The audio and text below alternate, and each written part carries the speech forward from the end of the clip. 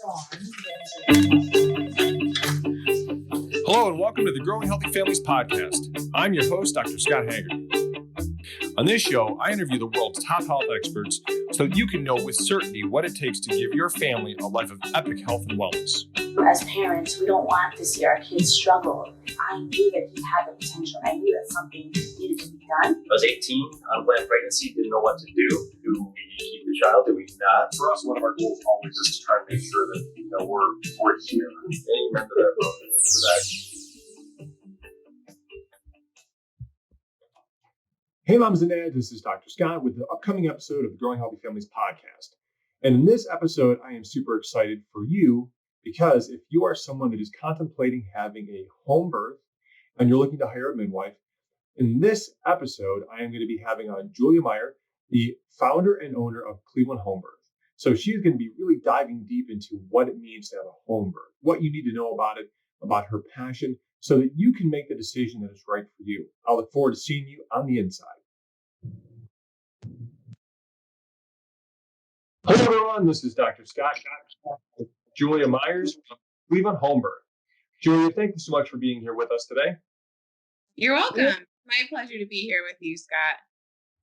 So I am really excited about this. I absolutely am a huge fan of home birth midwives and what you guys offer. And I'm excited to dig into your story, your background, and to learn more about how you serve the amazing moms that are looking to home births in the Cleveland area. Awesome. Sure. I'll jump right in. When I was little, I grew up on a lane where I was the only child, but there were several families starting to have babies. And so I was always around these beautiful bellies, and then the babies would come along. And I just remember being, 4 or 5 years old and thinking, I'm going to deliver babies when I'm older. That's all I could think. That's what I'm going to do when I grow up. I'm going to deliver babies. And sure enough, here I am living my dream. It was a journey to get there, but I knew ever since I was a little girl that that's what God called me to do, that I was going to deliver babies and I was going to help women that chose to have their babies naturally. So I followed the path to become a traditional midwife. Well, that's amazing. And the fact that you knew from such a young age too, like that's when you know it's not just a job, it's a calling. And that's when you know that someone's all in, that they're committed in a way that most people aren't to something. Absolutely. So Julia, why don't you tell us your background, where you're from, your family? Let's let the listeners get to know you a little bit.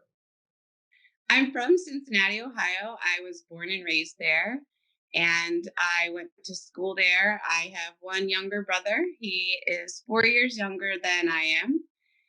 We, over the years, have become very close friends, and he always laughs about my journey as a midwife because I went about it going to college because that's what mom and dad said. You have to go to college. You have to get a degree. This is what people do. And I said, no, this is not what I want to do. And so my brother always laughed that I went down the traditional road, and it took me until I was in my 20s to finally say, you know what? I'm doing the non-traditional route, which is actually the traditional route for midwifery, is to study through apprenticeship. And my brother laughed. He goes, thank God, Julia, it took you long enough to finally accept your calling. That's so cool. So everyone, my parents struggled with it at first. We've invested all this time and money and energy into your education, and you're just going to leave and go become a traditional midwife? This doesn't sound right. So, but once they saw me in my role as a traditional midwife, everyone knew and said, oh, we're so glad you accepted your calling and you followed your heart. And this is amazing, the work you do. So that's kind of wonderful to have their reinforcement after I took that leap of faith to do something that was not normal in society. It's tremendous that you said, that you took the calling and that you did it on a leap of faith. And that's, the commitment level that it takes, the belief in yourself, knowing that it's your purpose, knowing that it's an inspiration to go and do something like that. I resonate with that because I am, my role as a chiropractor was one where I went later in life as well. I, from personal experienced what I did from a number of different health issues. And it drove me down the path until I realized that I was called to do what I do. So I very much resonate with your story when you realize that it's a calling deep in your heart, and then you have to follow it, whether you sometimes know it or even want to, but it eventually pulls you down the path, doesn't it? It totally does. You know, it's interesting because I always dreamed I would be a wife and a mother. Mhm. And I always joked with my friends, I'm going to have enough kids to have my own football team. And all my girlfriends growing up always said, Julia's going to be the first one to get married. She's going to have a million kids, and we're all going to learn from her. Well, they all learned from me, but I'm the one that is now 38, not married, and I don't have children. And that was very interesting when I started out as a young apprentice. I saw families that were my age or a little younger, older, and they were married and they were having their first baby. And I was sitting there really struggling with some jealousy because I thought, why was I called to do this if it's so painful? And to see someone else receiving the dreams that I always dreamed of. And I had to look inside of myself and make a choice to change my perspective because I knew that that wasn't right. I knew that I wanted nothing but joy in my heart for these women. And I did have joy in my heart. But the fact that I could feel any little tiny bit of jealousy was not okay with me. So I worked on that. And I would say it was probably the first 5 births that I went to that I had to really work on myself and say, this is not okay. And I now understand that I was called to not have children that young because I have been able to serve women and I've been invited into these sacred spaces with them that the experiences are mind blowing. And I don't think that I would have been able to do that as a young wife and mother. And so hindsight's always 2020. I look back and I go, okay, I get it now. I get that I needed to serve these women and establish some practices so that they could continue to be served when it is my time to be a mom. That's really profound. There's a number of different things that I took from what you said, but the biggest thing that you said was that your mindset was the thing that changed, and you chose joy in those circumstances. And I think that anybody that, regardless of it's a choice in a career or circumstances in life, what you said there is so profound because it's always a choice. So there's a lot of life lessons for people who are going through different struggles, and whether it's becoming a parent or just dealing with life's trials, especially right now with everything that's going on. It's the mindset and the choice that we all have to make on a daily basis to choose joy in situations, sometimes ones that are hard and sometimes are even out of our control. So that was profound advice. Thank you for sharing that with us. You're welcome. So now, one of the things I'd like to know is, what is one interesting fact about you that nobody else knows or very few people know? So it's interesting that we just talk about choosing joy. I feel that I am a survivor in many ways. And I think one interesting fact that not many people know is that I was in a plane crash. And it was a small 4-seater Cessna, and I was flying with my dad and his friend. My dad is a pilot, and I was sitting co-pilot, and my dad was in the back, and his friend is pilot, and he's going to miss the runway when we're landing. And my dad's going, pull up, and I just freeze. And his friend froze, who was in his 70s and probably shouldn't have been flying anymore. And so we went down, and we were all fine. We walked away from it, but not many people have been in a plane crash. Wow, that right there, that's a pretty amazing story. Yeah. I can only imagine what was going through your mind. It was wild. And again, back to choosing joy, having been through several other experiences in my life where I'm facing life or death and I'm facing big traumatic experiences, I know that it's not easy to always choose joy. I know that it's not always easy to see the cup is half full. Challenges are real, and I never want to diminish that for anyone. I don't want anyone to feel like, oh, well, she just doesn't get it. I do get it. And I know from experience that choosing joy can sometimes be a hard choice. Choosing to be positive, even in the darkness, could be hard, but in the end, you grow from it. And I think that that's another point to drive home is when you choose to see the other side or a different perspective, you're choosing to better yourself and you're choosing to learn and grow and prosper as a person. And then you can serve other people even more. I could not agree with you more. And, it's such timely words right now and such a time of just struggle for so many people that making a choice every single day to choose joy in the midst of difficulties is something I think that anybody that's listening right now, regardless of where you are in life, take that and make it internal, because every day we can make a choice on how we respond to the world around us, to the people around us. We can choose a mindset. And by choosing a mindset of joy, a mindset of appreciation, regardless of our circumstances, because there's certain things that we can't control, right? Like life happens to us. It's always about the choices that we make and the responses that we have to the situations that determine the quality of our life. Wouldn't you agree? Absolutely. I'll tell you a little story. When I was in my early 20s, I had a Saturn three-door car, and which I don't think are around anymore. And No. I went to get the oil changed at the dealership, and they came back. I'm sitting in the sales area with a friend who was selling cars there, and the mechanic said, "Well, I hate to tell you this, but your engine block is cracked, and you're not going to be able to drive the car out of here." And I just started laughing, and he looks at me really funny and goes, "Ma'am, do you understand what I just said to you?" I go, "Yeah, I understand." I said, "Would you prefer that I sit here and cry?" He goes, "Well, no." I said, "This is just life. This is what happens. I don't have money in my savings account. I can't drive my car home from getting the oil changed. But I know that if I just continue making right choices, I'll be provided for." So I just laughed. And then a week later, one of my parents' friends, was getting rid of a very nice car and donated it to me.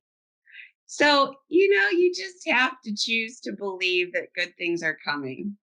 That's awesome. So true. So true. And that's a tremendous story because it's an example of faith. Sometimes in the middle of the hardest times when you just live in faith and good things will happen to you, it's because of the way you live it out and choose it. So that's fantastic. Yes, So Julia, you've chosen a really amazing career path. Being a home birth midwife is something that is it's one of the most traditional of all professions, but it's also one that's not super common these days. And I would love if you would share your story, your background, and kind of your journey to becoming a home birth midwife. absolutely. And thank you for saying that it's such an awesome thing to do.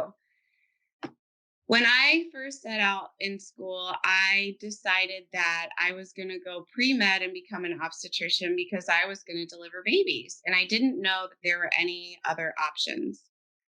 And then I quickly realized before school started, I didn't want to be a surgeon.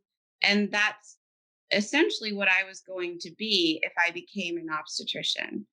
I chose to seek out how to help women that wanted to give birth naturally. I had observed and shadowed a labor and delivery nurse when I was in high school, and I saw women giving birth naturally, women giving birth with an epidural, and women delivering via C-section. So I'd already had a little taste of what these different things looked like. And I decided, well, maybe I'll just go to nursing school then and become a labor and delivery nurse like my friend that I shadowed. And so I started down that path.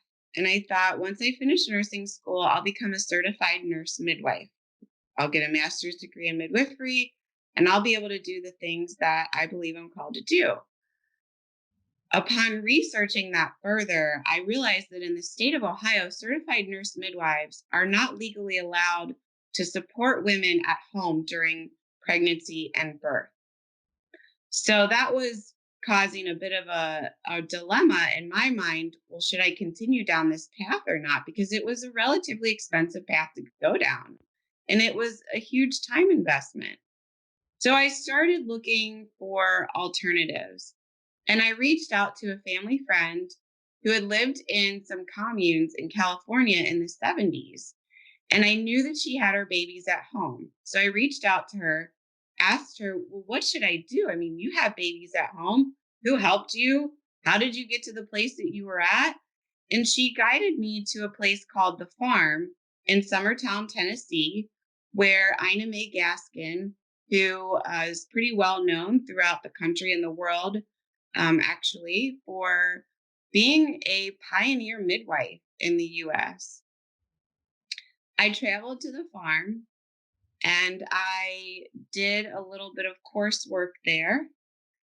And this is after I decided to leave college. So I decided once I knew that there was a path to become a traditional midwife, I left college without a degree. And that's the part that my parents went, "What are you doing, child?" And I took that leap of faith and said, I'm going to this little commune, basically in Summertown, Tennessee, and I'm going to stay in this cabin. And I had to read a whole big list of books before I went. And, people are looking at me going, okay, you left this really well-known college, this really great opportunity to go to a little commune kind of place in Tennessee. I said, no, this is the right thing. This is what I'm doing. And I came back and I sought out a certified preceptor and I started apprenticing, which meant that I did a lot of didactic learning on my own. She would verify my knowledge. And then I did all of my hands-on skills, acquiring of knowledge and testing of skills with her under her supervision for almost 4 years. So if you think about that, that's about as long as you're in med school for. Hands-on, seeing a lot of different things, learning about a lot of different things, working with different communities from Amish to Mennonite and Muslim and African American and everything in between. So I got to see a lot of different complications at home, how those are handled at home. I got to see a lot of variations of normal, such as breech birth, the birth of multiples at home. So I felt very well equipped when it was time for me to spread my wings and fly as a solo practicing midwife. That is pretty amazing. I've spent many, many years learning about about midwives and hearing about the stories of Ina May and seeing the work that they do. But I didn't realize quite how extensive the training program was to get to this point. So thank you for sharing this, because it's amazing to hear the journey and the wide variety of things that you've experienced and how it's prepared you to go and serve the families in the Cleveland area. That's tremendous. So, one of the things that people may be thinking if they're hearing your story and hearing about what you do is they may be saying, well, I'm kind of on the fence. How do I know if home birth is right for me? What would you say to somebody who's kind of sitting there trying to figure this out for themselves? Number one is do your research. And I always ask, why are you on the fence and why do you want to have a home birth? The reason you desire to have a home birth is very important in this equation. If somebody comes to me and says, I want to have a home birth because it's cheaper than if I go to the hospital, I absolutely do not think that you're a good candidate for home birth. If you're on the fence because of the what ifs, a lot of dads of the moms are on the fence and they say, well, what if this? What if that? And that's normal. And what you have to do is research, like I said, be educated to make this decision, because there are what ifs. And the truth of the matter is, Those what ifs can happen in the hospital and at home, and neither location or provider can guarantee you a perfect outcome. So you have to know what the training of your provider is, what they specialize in, how they are going to handle those what if situations, and you have to feel comfortable. I always tell women that there's no place for fear in the birth space, and you have to want this. I cannot give it to you. You have to want the home birth. It's something that you have to do, and it's their journey, and I'm there to serve them and guide them along that path to get to the destination that they desire to be at. I wanted to revisit something that you said. You said there's no place for fear in the birthplace. And it's interesting because that is probably, I think, the single biggest thing that I hear from moms when they're considering the possibility of doing a home birth. And I think it's interesting if you don't mind diving into that for a second, because if you look at the management traditionally of birth, it is something where it's more in a traditional setting. It's treated more like an emergency situation. Wouldn't you agree? It's treated like a condition Mm-hmm. and not a normal physiological process of life. If you ever notice filling out a medical questionnaire, medical history, and you'll go through it, and then the provider says, "Do you have any other medical conditions?" Well, my question for a pregnant woman is, well, what's the first medical condition? Pregnancy is not a medical condition. It's a part of life. Otherwise, we wouldn't exist today. Mm-hmm. So, fear in the birth space, it's normal to have the fear of the unknown. Every pregnancy is different. Every birth is different. You could have 5 babies and have a little bit of fear every single time of, well, I don't know how this one is going to go. Mm-hmm. And I think arming yourself with knowledge is how to negate that fear factor. And I'm sorry, I don't remember specifically what you just asked me to touch on there. That's okay. You absolutely nailed it. Okay. So I am, in doing my research, getting to know more about you, one of the things that I think I was probably most impressed with is that when you work with moms and families, it's not just, I'll meet you at the labor and delivery. Your approach is very holistic. So would you mind explaining to the listeners how you work with moms, how you prep them, how you prep the family, and kind of where you enter into the equation for them and how you work with them even all the way through postnatal? Absolutely. I always tell moms when they're interviewing me as a potential midwife that I believe having a solid foundation and a trusting relationship between a client and midwife is the key to a smooth, successful home birth. You really have to feel safe. And the only way to do that is to get to know the person that's going to be on this journey with you. The only way for me to feel safe is to get to know the client that I'm serving. Mm-hmm. Because what we do in our day-to-day lifestyle is going to affect how our children develop in the womb. It's going to affect how we behave in birth, and it's going to affect how we are postpartum.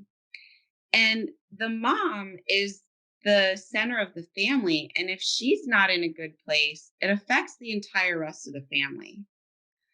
I believe in involving the entire family in the care because this is a family process. They're bringing a new blessing into the group. And so there's no reason to bring mom outside of her home even. I do all of my prenatal care in my clients' homes because I think it's important to build that relationship in the place that mom is going to birth because she needs to get comfortable with me in her space. I need to understand and see her in her own space, how she behaves, so that I know during labor, okay, that's not normal behavior. That's not something I've seen her do before. Um, so during prenatal care, we talk a lot about nutrition and how the foods that she's eating are affecting the growth of her baby and how they can affect her labor and her health as well. We also talk about fears. Like we were saying, I will ask my clients, are any fears coming up? If you had any dreams, are you worried about anything? And so we have the opportunity to discuss those things and get them out on the table and come up with a plan if there are some real true fears. I don't limit the time that each prenatal visit lasts, so they're usually well over an hour. And that gives us the time and the freedom to really build that relationship.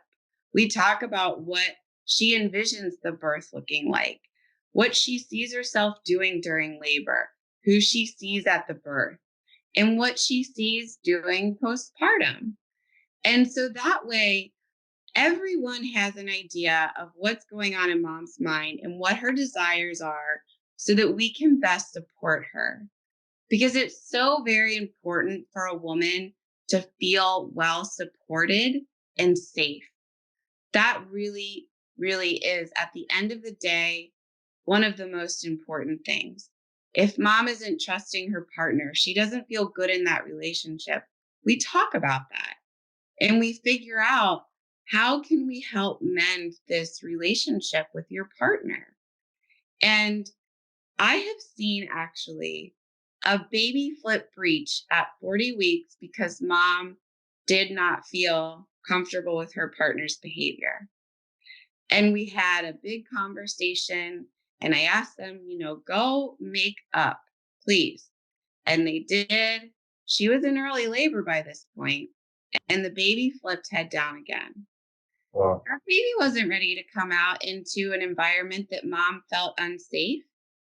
And so that's just, I can't stress enough how important it is for mom to really just be doing work on herself, caring for herself, loving herself, being gentle with herself, and making sure that she's clearly expressing what her needs are.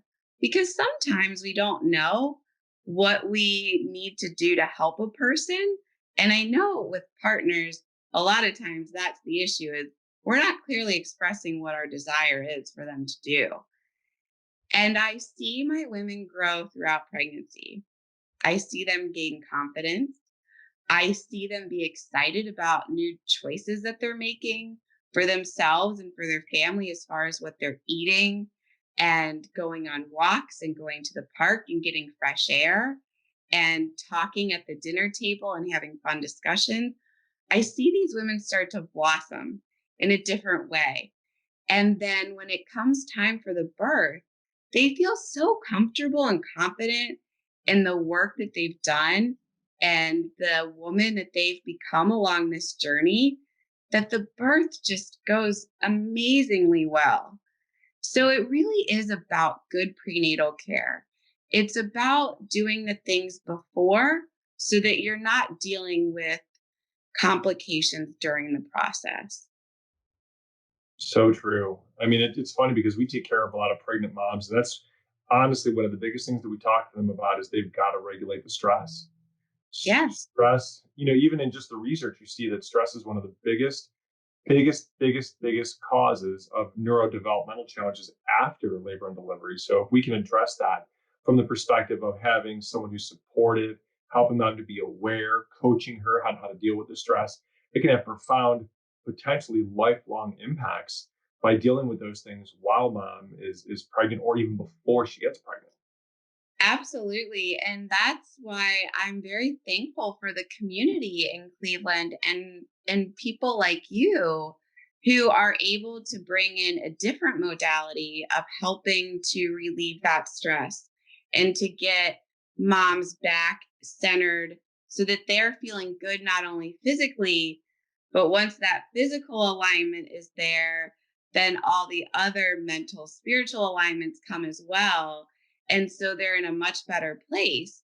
And I think another good stress reliever for my clients, at least, is the community that I am building for them. And I host weekly Zoom support group calls where moms that have had babies, that are still pregnant, that are over a year out postpartum, all get on the call and we talk about all sorts of different things. But what's important is that they feel like they have friends, they feel like they have support, and they feel like things get normalized. So something that they may have been worrying about, they're no longer worrying about because they realize, oh, all these other moms are experiencing these same things at home. It's okay that the laundry's not done. It's okay that I feel this way. Wow. And you can see that stress just melting away from them.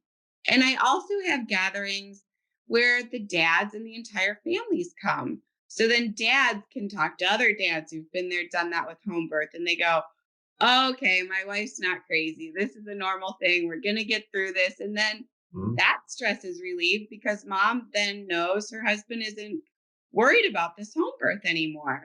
And I also will offer them childbirth classes to prepare them physically, mentally, spiritually, to know here are some of the things that may happen during labor, and here are some of the ways that you can manage and help that. So stress relief, yes, in building that community, chiropractors, all sorts of other, chiropractors, I'll be honest with you, you're the first go-to for me is Thank you. let's get you aligned. That's awesome. Yeah, love to hear that. Thank you very much. Yeah. So I love what you're talking about here, because one of the things that, as someone who takes care of a lot of moms during pregnancy and post-pregnancy and obviously pre-pregnancy, what you said really resonates, because the need for the community, especially with new parents, is so huge. Have that feeling of connectedness, especially because when they're taking care of newborns, oftentimes they're not getting a lot of adult time outside of their spouse, but that's limited. And so having the gatherings, whether it's on Zoom or getting the families together in person, so they can connect and share and just not feel so disconnected in those early times, is huge. And the educational component, I think, is just tremendous. I think the community you're building, I think, is tremendous because it's so desperately needed.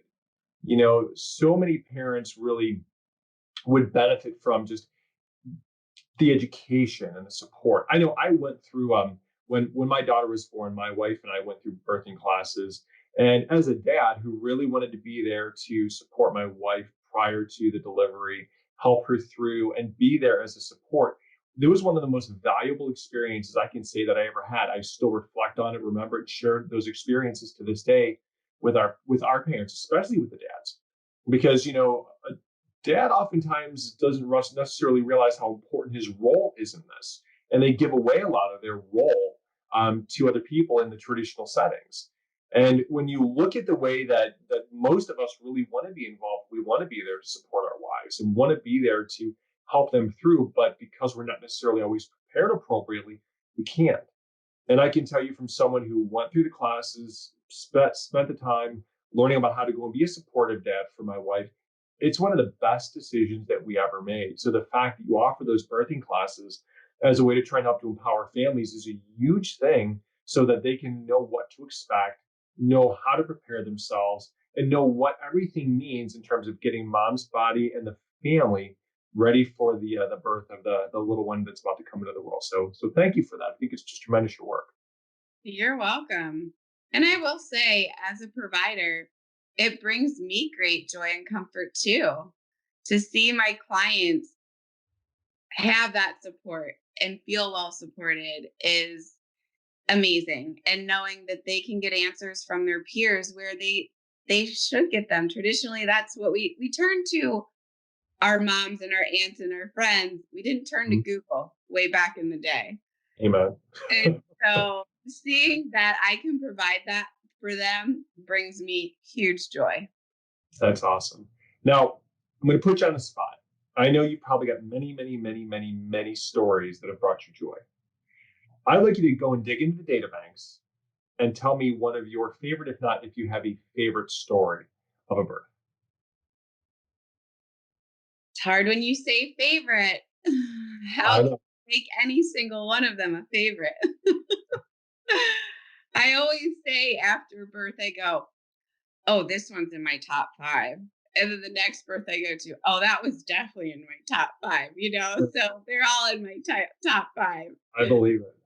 I had a client in May, just because this is recent, it comes to mind. She had a daughter 4 years ago in the hospital. They had kind of contemplated doing a home birth, but decided not to because of all those what ifs. Mm-hmm. And they thought, this is the first one, we'll do it in the hospital and not do any medication, just do it naturally. Well, they ended up having a relatively traumatizing experience. And the baby was taken away from her, and she managed to birth without any medication. But immediate postpartum was very traumatizing. And they were told that the baby needed help. And if had they not been in the hospital, God only knows what could have happened to the baby. So they took home a healthy baby. They had several miscarriages trying to conceive again. And they finally did conceive. And they decided, well, we're not looking at home birth again because look what happened the last time. Even though it was traumatizing, it's a good thing we were in the hospital. And we waited so very long for this baby. I think they lost 4 pregnancies before getting pregnant with their second child. So this was very precious to them. Not that, any child isn't precious, but it was a different level of, waiting and patience. Mm-hmm. Then COVID came. And I had served one of her friends for a home birth. And in the light of COVID, she reached out to her friend and said, okay, maybe I do want to explore this home birth thing again. So she reached out to me and she asked me all those what if questions. And I'm speaking with her and her husband on the phone, and she just breaks down sobbing. And she says, I have to do this.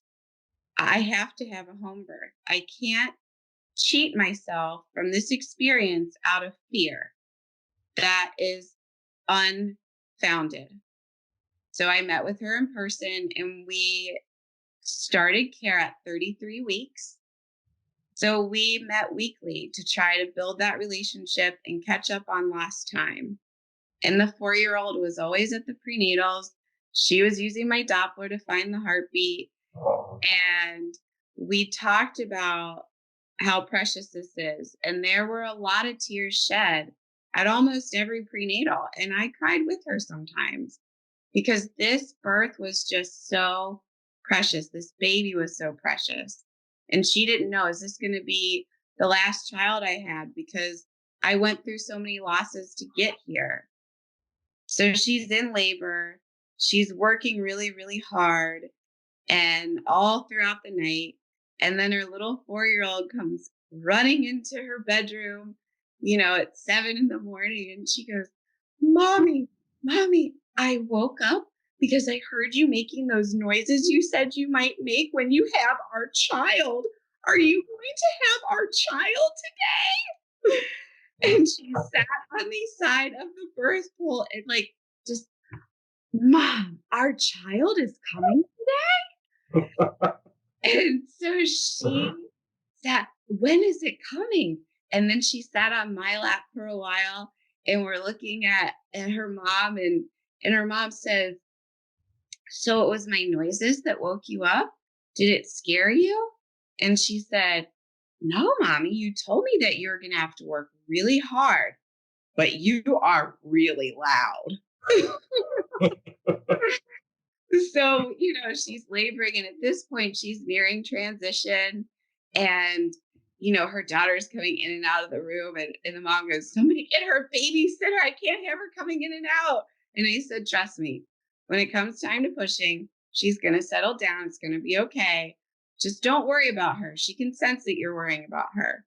So she stopped worrying about her.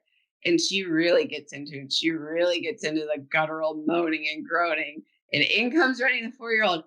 Mommy, the child is coming, isn't it? Our child is coming. And so she delivers her baby into her husband's arm, into the birth pool.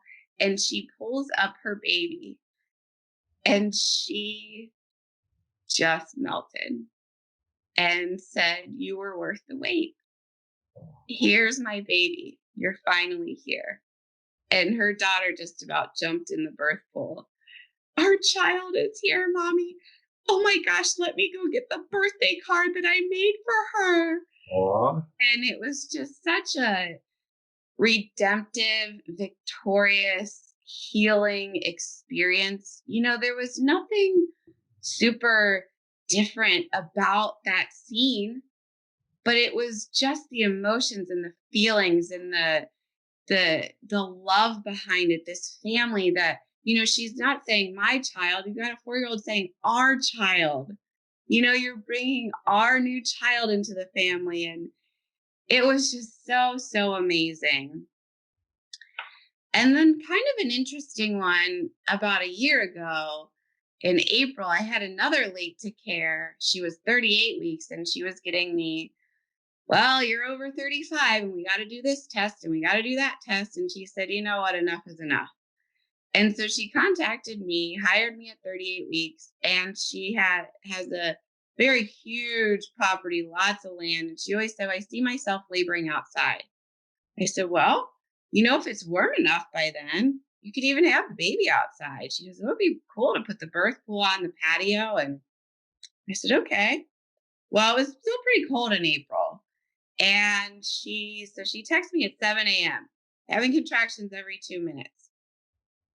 I thought, every 2 minutes, it's pretty close. I said, "Do you want help?" "No." 2 hours later, I get a text, "Need help now." I hop in my car. I drive the 50 minutes over there, all to jump out of my car and hear the guttural pushing sound outside somewhere. And I'm going, "Where is she? She's already pushing." I grab my bag out of the car. I run up the steps as fast as I can to the patio. And there she is on the patio with her leg up on the bench, pushing a baby out. And the first words out of my mouth were, "It is way too cold for a baby out here today." But she is not going anywhere. Oh my And goodness. her husband just standing there. And the 4-year-old's in the doorway going, everybody just has this blank stare. And so, I still have my bag on my shoulder. I can't even manage to get gloves on, and I'm catching a baby Oh, outside. wow. I'll tell you what, I don't even know where to go from there. That was amazing. I can only imagine what it's like to walk in and see a scene like that. That's really cool. Thank you so much for sharing that with us. You're welcome. So Julie, I know that anybody that's listening to this, they're going to have to be inspired and probably have a lot of questions for you. So I'd like to leave everybody with how they can reach out to you. What would be the best way that if somebody is now feeling called to go and really dive in and learn more about home birth, what are the best ways for them to reach you? I suggest visiting my website, which is ClevelandHomeBirth.com. On the website, you will find my contact information and a submission form. You can either submit an email through the website, or my cell phone number is on the website, and you can call or text me directly. Awesome. Julia, I thank you so much for sharing your heart and your mission and your journey and your stories with us today. Thanks for all the value that you added. And for those of you that are listening to this, make sure you contact Julia. Get more information about Cleveland Home Birth and get the info. I think from seeing many people that have had home births, I think that if it's something you're considering, dive in, get the information. You surely won't regret it. So thank you guys so much for being here. Look forward to seeing you on the next episode of the Growing Healthy Families podcast. Thank you so much for being here today, Julia. You have an awesome day. Thank you, Scott. You too. Thank you for listening to the Growing Healthy Families podcast, the world's #1 source for health education. Make sure to go to iTunes or wherever you listen to podcasts and give us a review. Make sure to follow us on social media at the links listed in the show notes, and let us know what area of health you are struggling with, so we can get you and your family on the road to epic health.